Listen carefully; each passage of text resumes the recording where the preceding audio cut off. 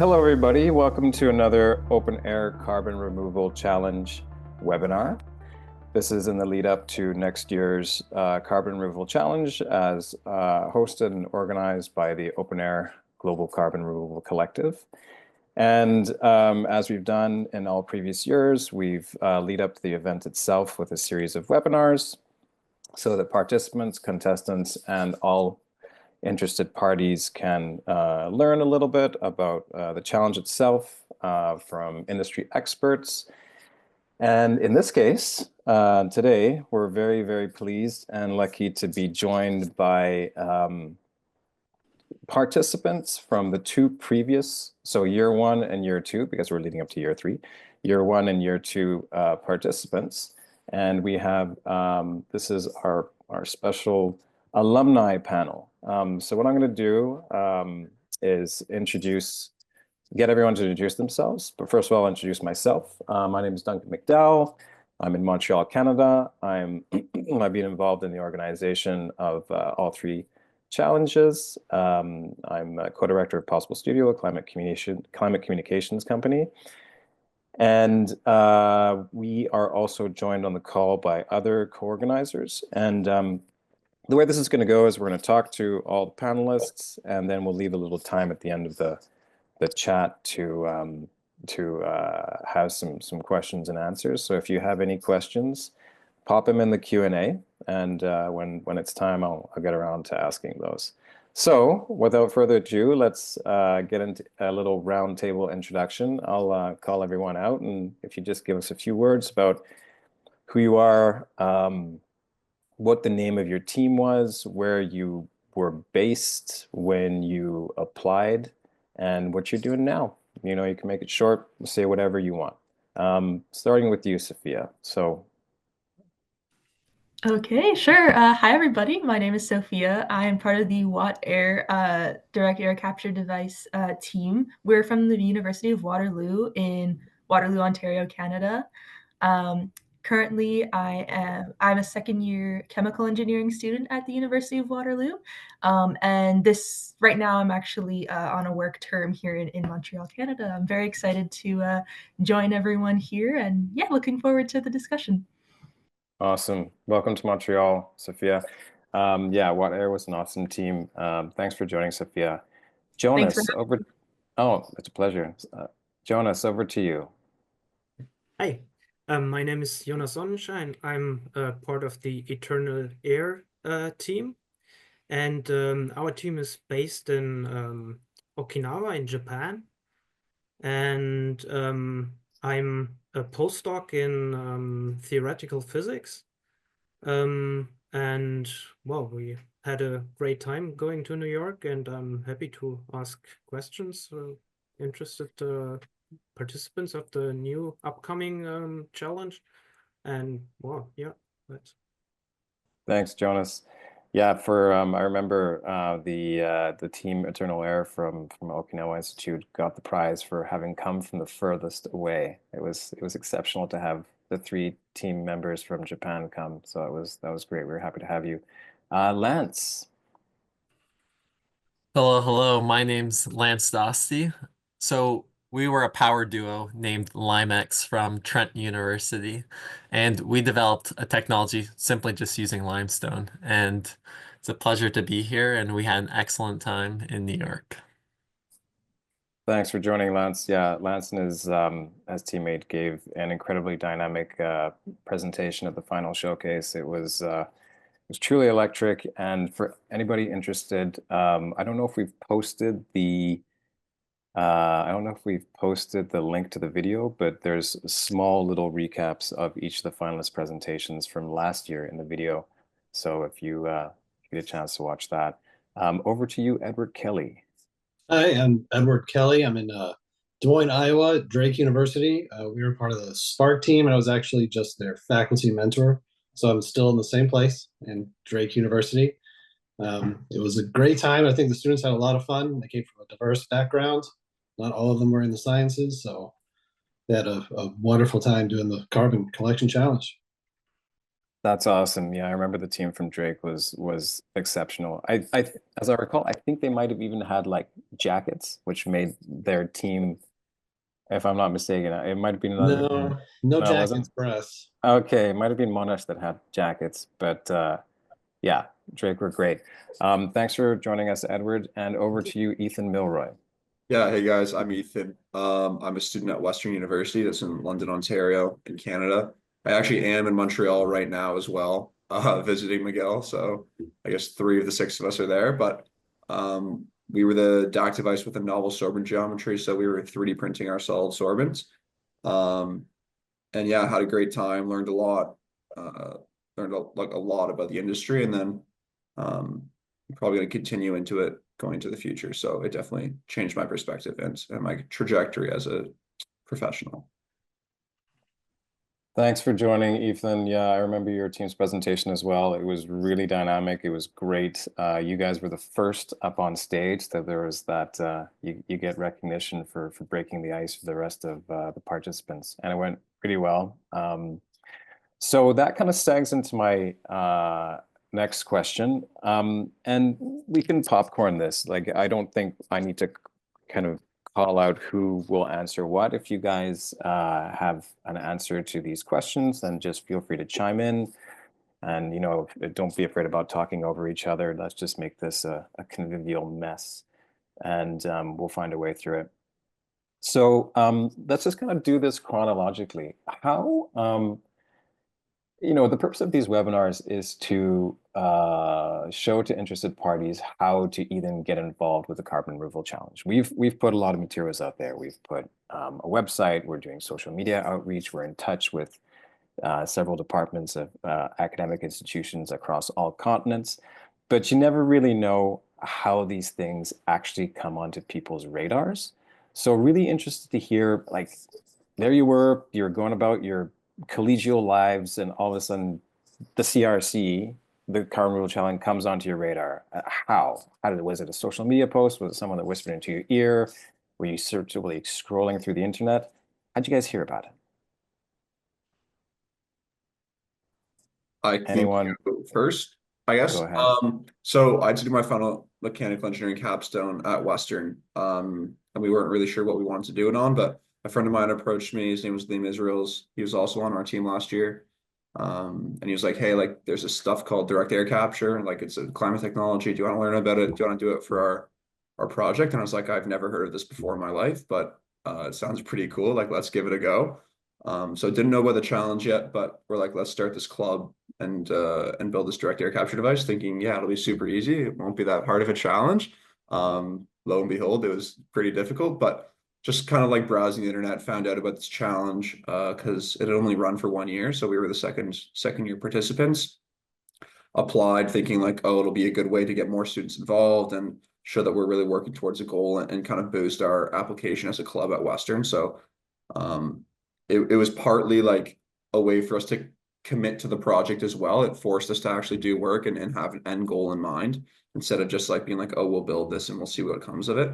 But yeah, I came across it just over the internet, scrolling through, trying to find ways that we could not use just our project for our capstone, but also in external competitions as well. I love that. Anyone else? Like, how did you others hear about it?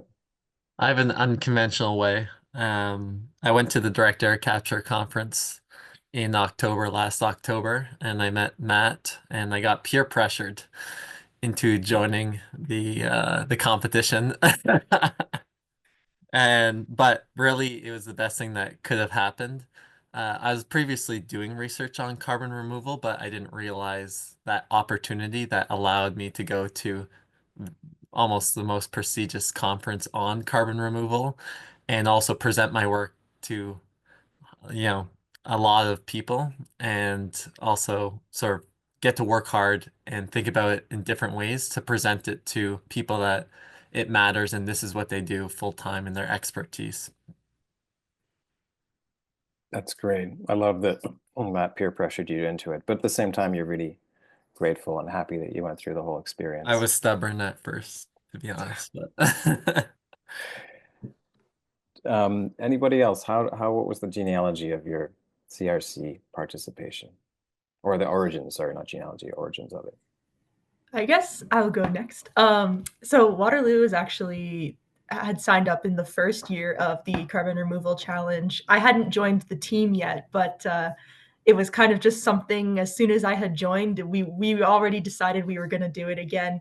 The team was fortunate enough to be able to go to the conference in the first year, and so in the second year when I joined and started participating, they were like, "This is something we're going to do. Like, we had such a fantastic experience the first time around, so we're going to do it again." And we were lucky enough to come to the second time too. So that was really, really exciting. And yeah, same thing as everyone else. It was really great to meet all these professionals in the field and learn so much about all the great work that's going on.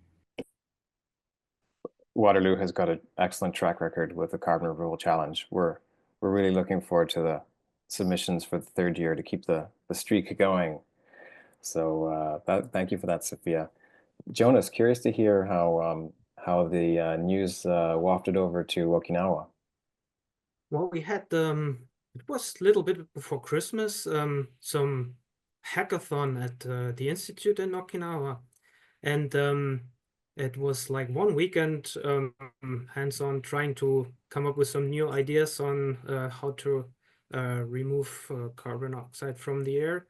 And most of us haven't had any prior knowledge to that, but one of our then from the Eternal Air team got very upset with the jury that we had for this kind of competition, and then some of the organizers recommended, well, if you're not satisfied with that, just take the idea and give it to the to this challenge.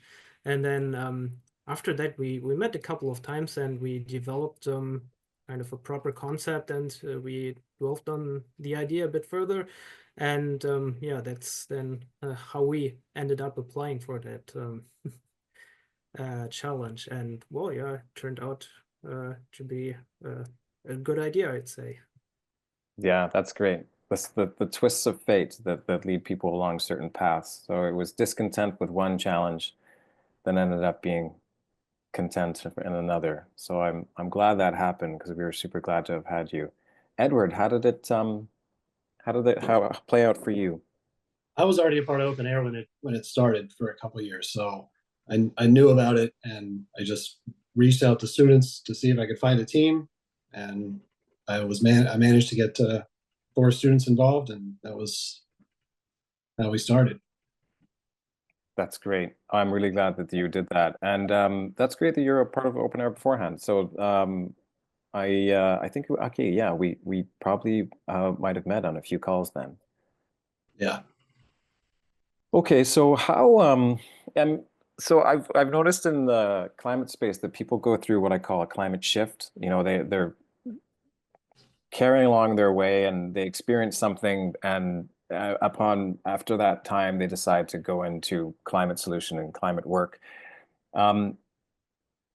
So curious to hear if you guys were kind of planet progressive, planet minded, planet forward, eco-conscious individuals right from a very young age, and you're always being kind of ecologically inclined, so to speak, or whether the participation in the Carbon Removal Challenge made you more attuned to working in the climate space. So I guess what I'm asking is, had you considered a career in climate before entering the Carbon Removal Challenge, and then you said, okay, this suits my professional ambition, or whether you thought, oh, here's this challenge, and then you had a good experience in the challenge and you decided to get into the climate space after that. So where were you in terms of your climate awareness and climate mindedness before getting involved in the challenge? I want to do the same order here, I guess. Any order you want. You can go first, Ethan. Yeah, I think I've always been like relatively climate minded. I wouldn't say I was like going out to protests and stuff when I was 11 years old, but I always like cared about the environment and wanted to be making a difference and helping as much as I could. And that was always in the back of my mind. And then coming into university, I wanted to focus on places where I could have an impact and drive change. But I never really thought about CDR before. It hadn't crossed my radar until the challenge. And then I always thought I'd end up working at maybe a bigger company that had experience and could have maybe a broader impact, like implementing technologies, and then coming to the challenge, doing my own research for it, and building our own device, I think really solidified like a want and desire to build new technologies, and push change like from that like founder level, startup level. That's what I was really passionate about in the challenge. And I think going and meeting a bunch of people who were founders as well and had proven that it can happen was a great way to show like me and my team, I think as well, that it is possible. There are people out there who will give you money and who will give you time and who will give you expertise in order to build these things. Because I always thought like, oh, someone else will do it. Someone else can do it. It's never going to be me. But seeing that at the challenge that it could be me was, I think, very eye-opening and pushed me towards that more wanting to build and develop new technologies myself.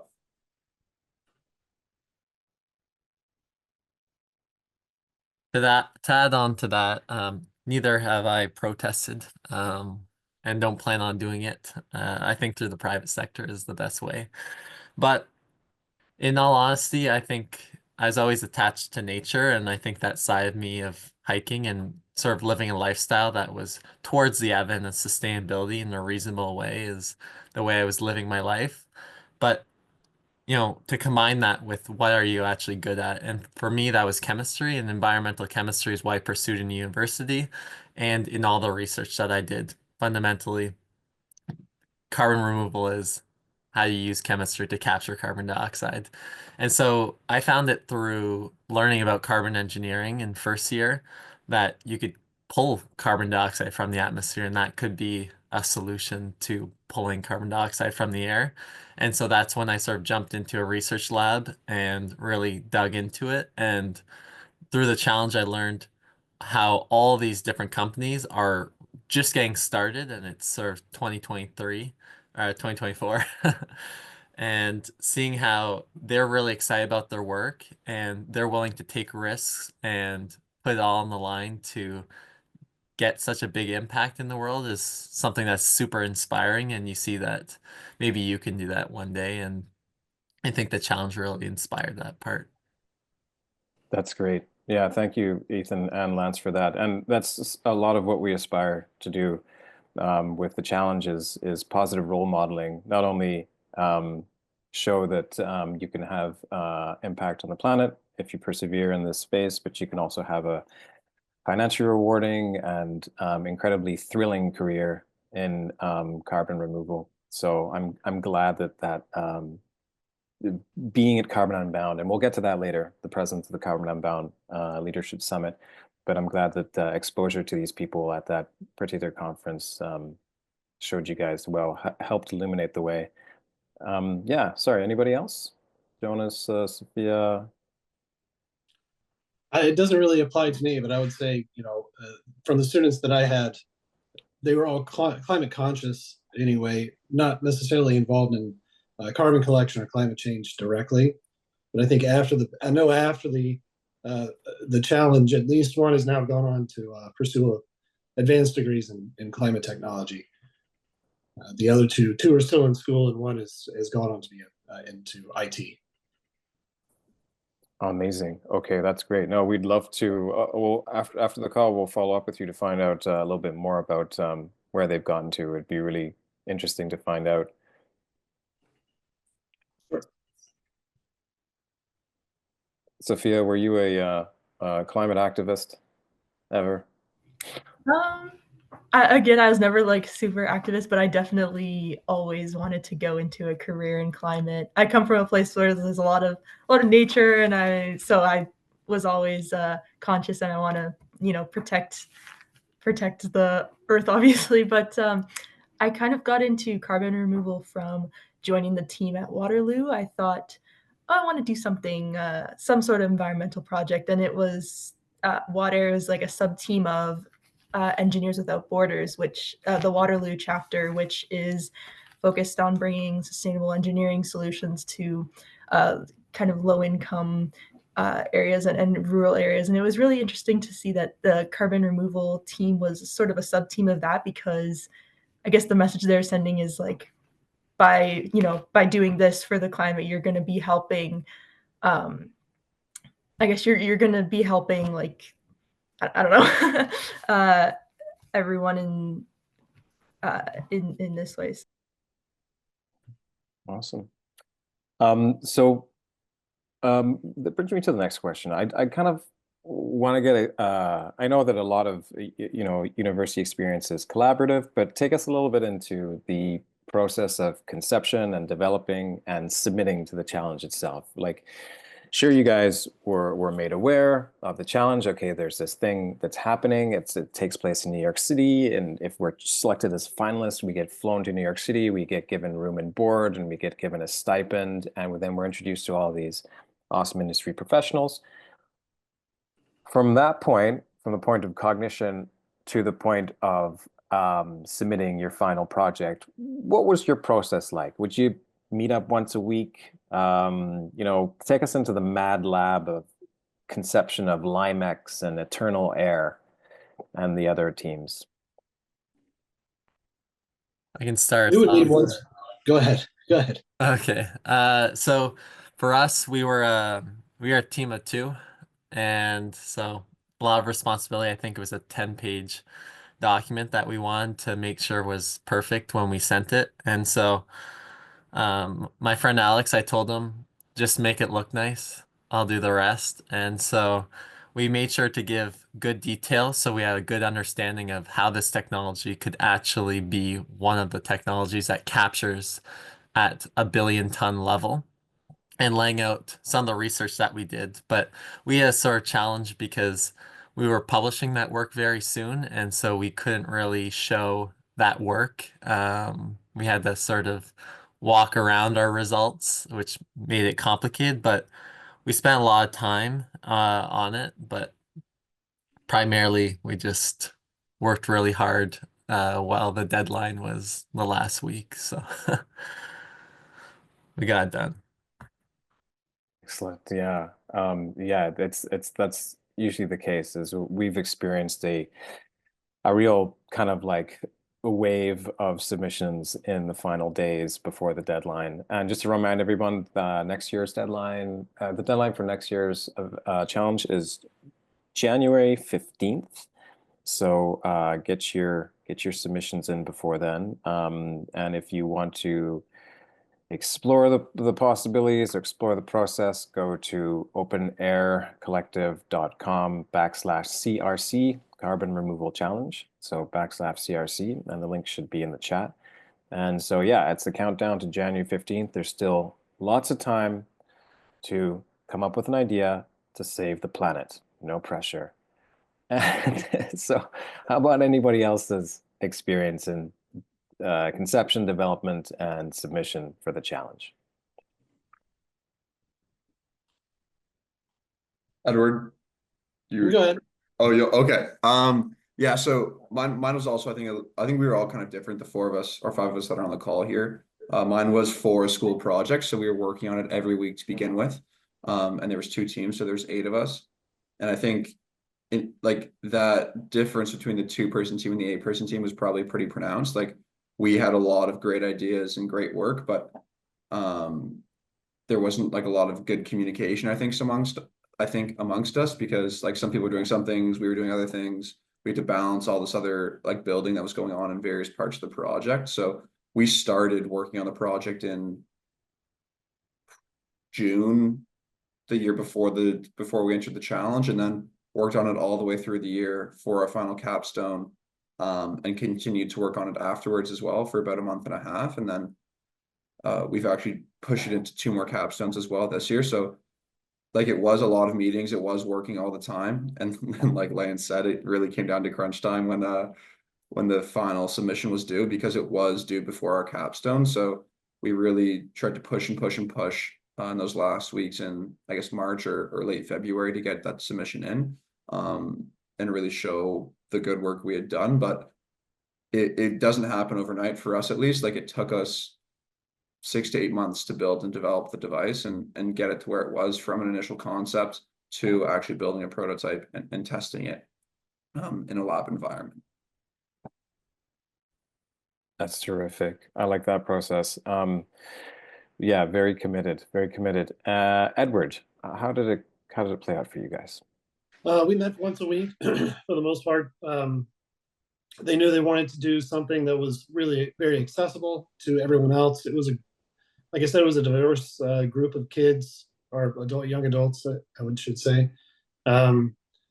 Two artists, a computer scientist and a biologist. So they landed on algae, which was a good choice for them. It was simple. We wanted to use some. They wanted to use some pretty simple technologies, and that worked great. I think the hardest part for them was working with algae in Iowa winter is extremely hard, especially when the device is meant to be in the river. So we had a lot of figuring out how to get the water, large amounts of river water, into the building, and work with it that way. But it worked out in the end. It took a while to get it all together. There were some mishaps, especially, like I said, a diverse group of people that are not scientists. So there was some learning curves for everyone. I love that team, and I love the prototype. I was being a lover of algae and its potential for climate solution. I was particularly interested in that, and I thought it was ready for marketing, for commercialization. So I just wanted to reiterate for people on the recording who are going to be watching the recording and don't have access to the chat. January 15th is not the deadline to submit your idea. It's the deadline to register to guarantee your spot in the challenge. And then you have until March 10th to submit your 10-page report detailing and explaining your particular idea. So there's not actually that much pressure. It's you sign up. You have up until January 15th to sign up. And after that, you have your spot in the challenge and you have until March 10th. From all the submissions, we will choose 5 finalist teams to fly to New York City to attend Carbon Unbound. And we'll talk about that a bit later. Also want to mention that right now we're pretty technology centric in our discussions, and up until now, everyone has submitted tech ideas, but the challenge is also open to policy. You know, if you have a mechanism, device, or idea through which to lean on members of, well, up here it's members of parliament. I don't know what the exact terminology is for south of the border. I guess Congress people and lawmakers. If you have like mechanisms through which to lean on lawmakers, we're also open to that. Jonas, we would love to hear how the Okinawa people went through the process of conception, development, and submission. What was the Mad Lab like over there in Japan? Well, in the beginning, I think we met maybe every other week, and then getting closer to the final submission deadline, it became more dense. And in the beginning, we faced some problems because we're not, so it was more voluntary group that found together, and we haven't had any faculty member backing us up. So it wasn't so easy for us to order the chemicals that we needed. And then we built our design closely on the Epiphyte project, and there's very great open source document available of all that. And we realized that most of the devices that were used were not available for us in Japan, so we had to improvise. And so we had a meeting, and then we decided, okay, we have to order this and that, and then we had to wait until it was shipped to Okinawa, and that took a little bit of time. And then as we gathered all the necessary items, we had a long weekend of assembling everything and then running through a couple of test runs for our device. And then another very intense moment of writing the document. But yeah, that's roughly how it was done for us. And our team was also very diverse. So we had some people from neuroscience, and then we had some people as myself from more theoretical physics, and then we had one with a chemistry background. So there was 4 for, I think, most of us, kind of a learning curve of seeing how these engineering problems are usually tackled. And yeah, it was actually great. And I think I learned a lot during this time. It's so great to see how climate solution and climate work can be interdisciplinary, and it doesn't necessarily take all engineers.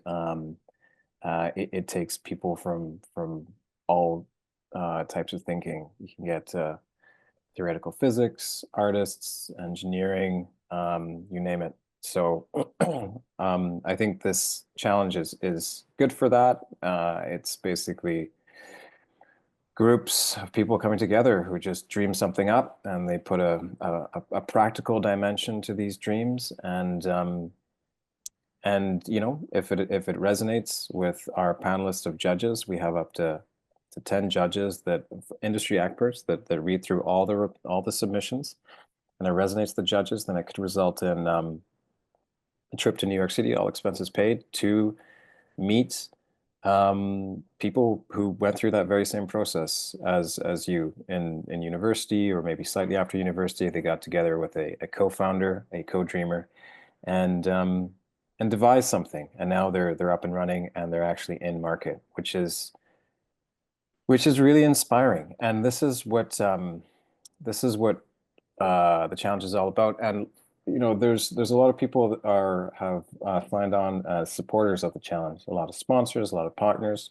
Last year we had the Carbon X Prize / Musk Foundation. So Elon Musk donated $100 million to the person, or made $100 million available to the team that comes up with the best carbon removal solution. And that amount of money is administered by X Prize. And so they were a sponsor of the challenge last year, along with Peter and Erica Reinhardt, Activate, Mitsubishi America, a lot of them. And our biggest sponsor, or actually Peter and Erica Reinhardt were bigger sponsor, but another sponsor, it's very, very big, is Carbon Unbound. So what we did was we held the final showcase at the Carbon Unbound Leadership Summit that takes place mid-May in New York City. It's one of 3 carbon removal leadership summits that takes place. The first one's in New York City, then London, then San Francisco. And at this particular event, there's 500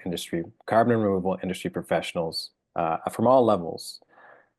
Buyers, sellers, policymakers, communicators, they all get together for 2 days in a room, and they hash it out. And so this year, once again, or next year, keep on referring to this year because we're already prepping for it, but in 2025, Carbon Unbound has come on board as a partner.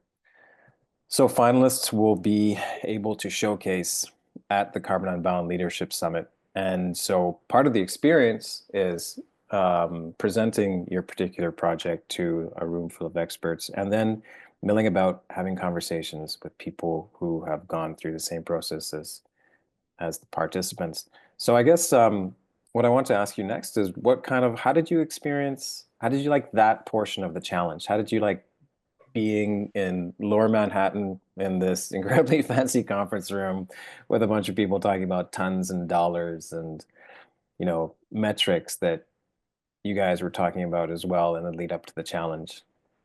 Let's talk a little bit about the Carbon Unbound portion of it. Yeah, I think for me, the biggest thing was I didn't know that much about CDR, to be honest. So with like carbon dioxide removal, I just like thought DAC was it, and that was everything. And that was the end all be all of the CDR space. And then we presented, and most of the other teams were also doing DAC. So I was like, oh, we're right. It's just DAC. And then there's like you said, like hundreds of people there that came and talked to us, and we're like, here's all the other things that we're doing. And this is where it fits into a broader ecosystem. And there's so many other ways that like CDR can happen besides just direct air capture. And so it was really interesting to me to kind of learn more about the space and what's going on inside of it, besides the one project that we had spent 12 months focusing on, and really opened my eyes to kind of the variety of ways that you can be involved and included in helping to make a difference. And it's not just like building this one device, but it's also measuring credits and financing these things, and like using different types of removal and things like that. So from that standpoint and learning more, it was a fantastic opportunity to learn from a variety of different people and see who's making a change and how it's being done. Very well said. Thank you for that, Ethan. Anybody else's experience? Anyone else care to comment on their experience of Carbon Unbound? Yeah, I think it was exciting to be in the Liberty Plaza, literally in Lower Manhattan, the financial district. The building's absolutely beautiful, and it's the best city in the world, and you get to present there. So we had we were super excited to present because it was complete room full of people. I don't know if it was 100 people or what it was, but just seeing that people were actually interested in what we were presenting and that some people learned about this new technique that they've never heard of, or they've seen that technique in other people that are developing it, like such as Heirloom, which they're trying to scale up. They're at 1,000 tons right now using a similar approach to what we did, which we did independently. But in the conference, meeting a lot of founders was super exciting to me because you had no idea that there were all these people starting companies. A lot of them don't even have websites yet, but they're sort of in the trenches. They're not getting paid, and they're just trying to figure out what's the best solution and how they can do it. So networking with a lot of people that they're actually doing it was super exciting. Um, but I'd also say, like Ethan said, you meet people of all different backgrounds, and they had sponsors that sort of presented whether it was cement or they have an Activate program where they sort of allow you to find jobs or to actually be a founder yourself. I think was enlightening to see that you have all these opportunities out to you. Good. I'm glad that you guys experienced that facets of Carbon Unbound, and yeah, it's really great to see how like to get that close of a perspective of the founder journey, and it's kind of all culminates at Carbon Unbound because that's where people come to showcase what it is that they've been grinding away at, and everyone's really super positive and dynamic and thrilled and excited about atmospheric carbon removal. And sorry to add, to be honest, I mean, also just meeting the other teams, you think you're kind of in your own world that you don't realize that other students and youth are working on this, and to see that they're also doing some amazing work that sort of gets you excited about that our generation is doing a lot to move forward in sustainability. Well said. Well said. Sophia, how did you feel about being in Lower Manhattan in Liberty Plaza? It was amazing and honestly a little intimidating, but it was really cool.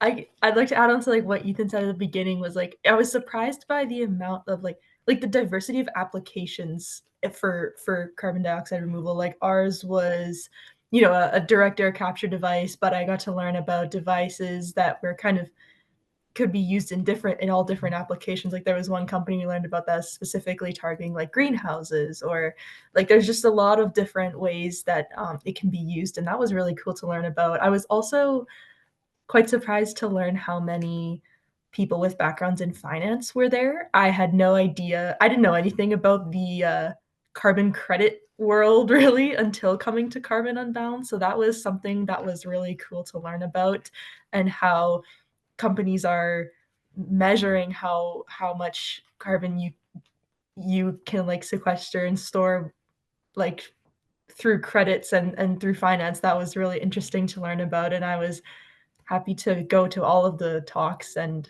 panel discussions to learn more from industry experts. That was definitely an unforgettable experience.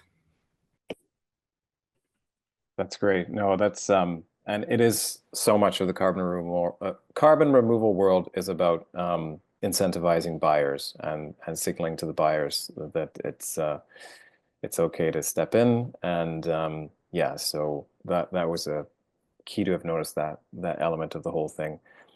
Edward and Jonas, care to comment on the CU view? We were not at Unbound, but I would say we were at the first one. I think one of the things that the students reacted mostly to was well, I think it was very eye-opening for them to see that many universities with designs and concepts coming from very supportive places, whereas we were at a university that we don't have that kind of department. So it was very, I think, for them an important role that they got to see how that worked and how other places were doing this. Thank you for drawing that distinction, Edward. Yeah, sorry, I should have mentioned that Carbon Unbound came on as a partner in year 2. Year 1, it was not in partnership with Carbon Unbound. So, but it was still It was still fun. It was still yeah, awesome. it was still a very fulfilling and Still great. rewarding experience, and we managed to fill the room with a ton of spectators, all interested parties. But yeah, I remember that. Thank you for making that distinction, Edward. Jonas, how did you like being in the Lower Manhattan? And what kind of conversations did you have in the room? Oh yeah, it was a great experience going to New York for us. And I may add to Sophia's comment about seeing all the different aspects. I mean, coming from my background, I think from the technical aspects, I had already some kind of overview what was happening and ideas that were followed up. But I wasn't aware of the kind of financial aspect of this entire endeavor. And then also, we were talking to some policymakers, and they were telling that if you want to install a DAC factory somewhere, you have to kind of include the local community, that they see the advantage of it and that they don't have any misconceptions about the entire idea of carbon removal. And yeah, I think for me it was really an eye-opener that if you want to make it like something that has really success, then you have to include all the different directions, like the technical ones, the business ideas, and also the social economic aspects of it. And in that regard, it was very interesting to talk to so many people from very different backgrounds. And yeah, I think that was really the main take-home message for me, that you have to be aware that not only Technic will make that successful, but also all the other directions. Thank you, Jonas. That's well said. I'm going to jump onto questions for the last 10 minutes of the webinar. But before we do, this is the question to you, the panelists, that I've been building up towards. And I want to know, and I want the people interested in next year's Carbon Removal Challenge to know if participation or how participation in the CRC has impacted your lives presently and your career prospects. Having now looking to the future, having been through all this, having been to the challenge, been to New York, been to Carbon Unbound, and being part of an interdisciplinary team that put together a credible climate solution, are you now thinking differently about your lives? I think, yeah, like as I mentioned previously, it's definitely shaped the way I see what my role is in climate technologies. I got like a couple job offers out of the conference itself, so that was pretty cool and pretty huge. There are companies there that are looking to hire young students and young minds who want to make a difference. So that was a huge thing. But then it also just pushed me to do grad school. So that's again why I'm in Montreal right now. I'm thinking of applying. So I just came to see the university to learn more and continue to develop new technologies from the ground up. So it definitely pushed me into a place where I want to make a difference. And I think it put a bit of pressure on me that said, look, there are people that are out there that are doing this. You can do it as well. So it's pushed me, I think, to be more of a leader when it comes to climate technology and wanting to make a change. And seeing all those people and founders and those who are trying to make a difference on a large scale kind of reinforce that belief that I can be the one to do it as well. And so it definitely shaped the way I'm approaching my life now, at least in the immediate term, in terms of deciding what I want to do and how I want to go about it. To add to that, I think sort of a different view of it is networking through like being at that conference where you have some of the, top companies or exciting new founders that are starting it, and you have the finance people, you have the science, the CEOs. I think networking is something that's you learn, I guess, at our age, that's actually one of the most important things to actually advance your career, whether that's advice, whether that's a new job, or they know someone that knows someone, or that gives you new ideas. And I think that for me was learning the profound impact that that actually has on our careers. For us, applying to job online is sort of the way that things are now, and you have no idea what's going to happen, whereas talking to these people directly is the best way you can actually move forward. I think also presenting was something that was super exciting and that I found that I love a lot about what I do more than maybe the research itself sometimes. So maybe more towards the communication side of it sometimes. But overall, I think it was an excellent experience to see what the field's like, how people interact, and networking's not something that's super easy or intuitive. So that aspect really you need to double down on in early career if you want to advance. Awesome. Thank you, Lance. Sophia.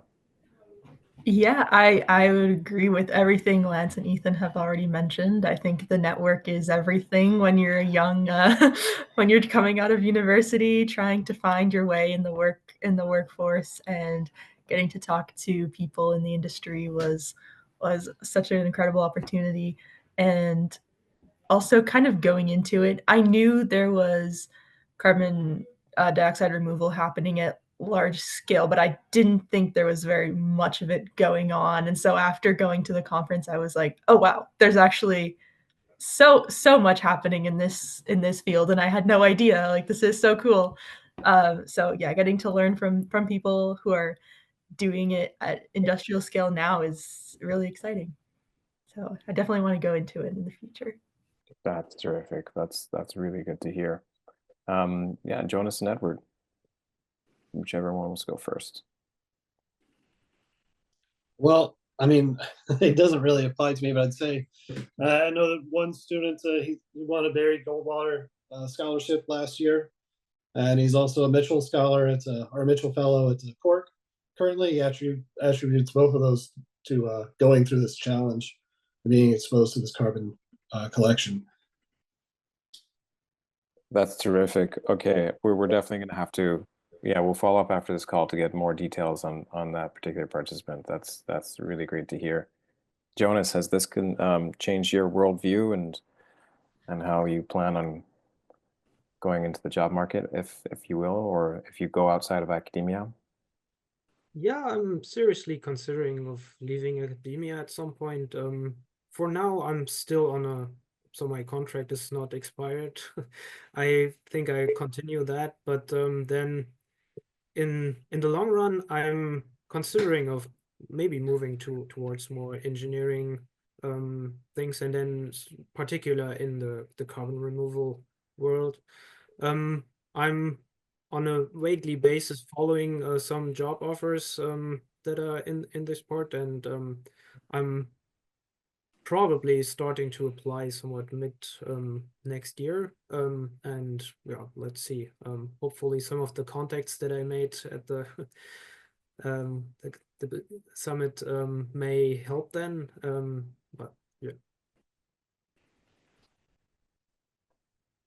Great, thanks, Jonas. Okay, so we have 6 minutes left in this call, and there's some, again, like viewers that are going to be watching the recording, they will get access to the chat. So I just want to read out quickly some of the questions that have come in from the crowd, because these have organically come from what we've been talking about. So just want to remind everybody, January 15th is the deadline to ensure your spot in the challenge. The submission deadline is mid-March. One person asked, how many people should be in the team? And the answer is, well, Sue wrote, as Lance mentioned, his team was just 2 people. OpenAir expects to cover travel for up to 4 people per finalist team. We don't have any requirements for team size. Your team can be as many as you want, but we will only cover travel allowances for up to 4 people. So another person asks, is it compulsory to build a device for the challenge? Very good question. No, it is not compulsory. For example, you could submit a policy solution, and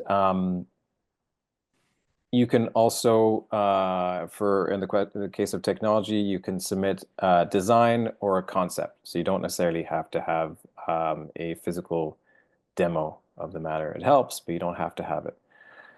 So another person asks, if finalists are selected, who covers the cost of travel to America from another country?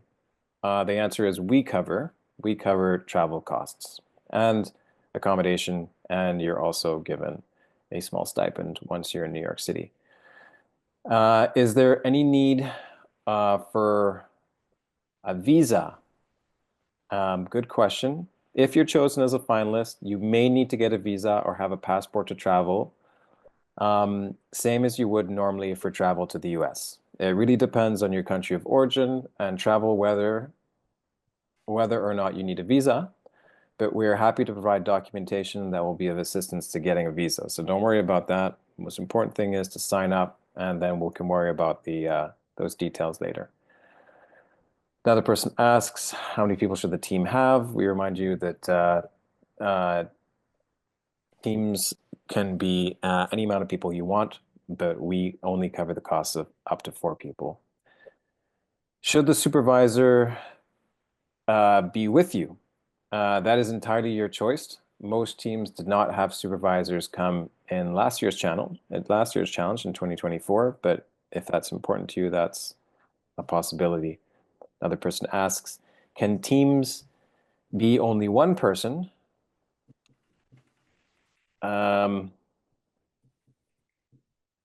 Okay, sorry, that question was a bit confusing, so I can't actually read it, but it appears as if it might have already been answered. Voila, so those are all the questions that have come in. Are there any closing remarks that you guys would like to say that could be resonant with hopeful carbon removal challenge participants? Something that may be the thing that they want to hear that's going to say, you know what, let's do this. Let's put in some time and sign up. We can do this. Maybe I'll something quick. We are a team of 2, but I was kind of doing research full time for a while, and so I think that's really enabled us to have a lot to show. So I'm not sure if like a team of 2 is necessarily suggested. I'm sure like Ethan's team, Sophia's team, and everyone else kind of worked a lot of hours together. But for me, it was heavily concentrated. So I recommend more people on the same team. But overall, I think the experience is nothing like you'll ever get. You get with your friends to go to New York City, one of the best places on earth, and present in a beautiful building and meet some of the most sort of leading edge people in the world in carbon removal that are trying to change the world. And you get to present, you get to fly there, you get to stay in a nice hotel and visit New York City as well. And so the opportunity in terms of career, in terms of going to the best city in the world is unlike anything you'll get to do. And you also get to see what you're capable of.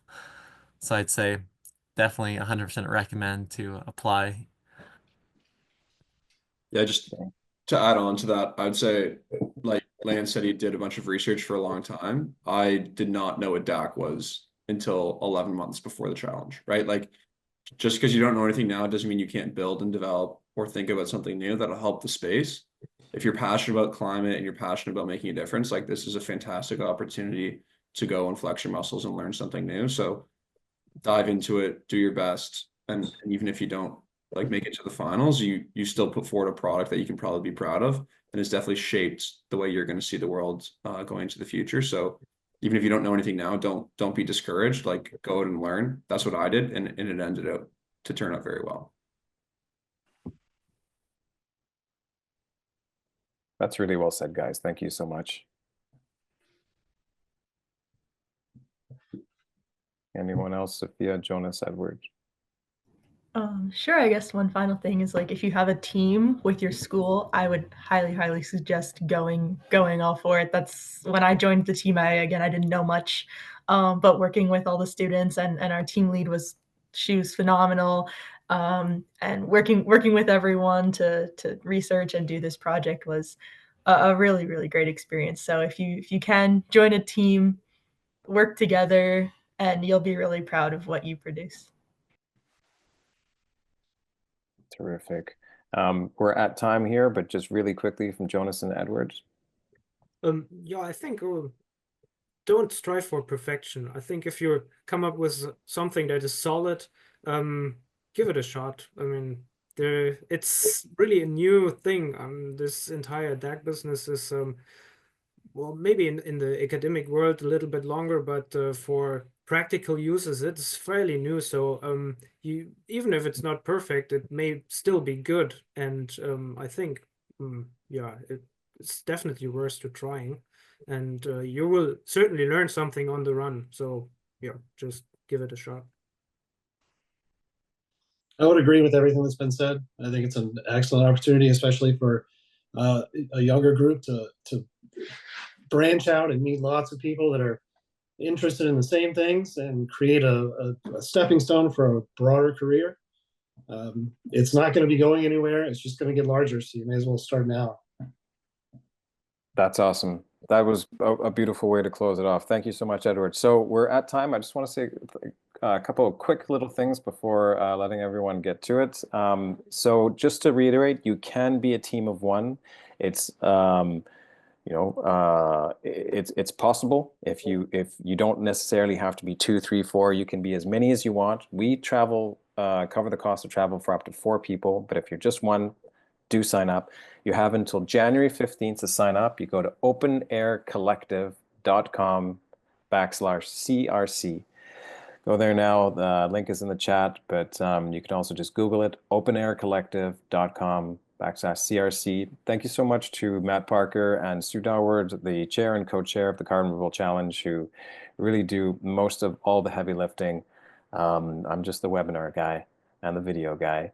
Those two do all the work. And thank you so much to Lance, Sophia, Jonas, Edward, and Ethan. Well, thank you for participating in previous years. We're wishing you the very best for your ongoing climate journey. It was thrilling to have you guys here and to find out how it impacted you and how you're going to go on and impact the world. So please do continue your great work. We're super proud. We're so proud to have been part of this in some way or another. And for everyone else, share the video, watch the video, share the video, share news with your friends. We have an Instagram channel. We have the video up on YouTube. And so there we go. That's it. Thank you all. Wishing you a happy holiday. Thanks, everyone. Thank you. Thank you. Thank you.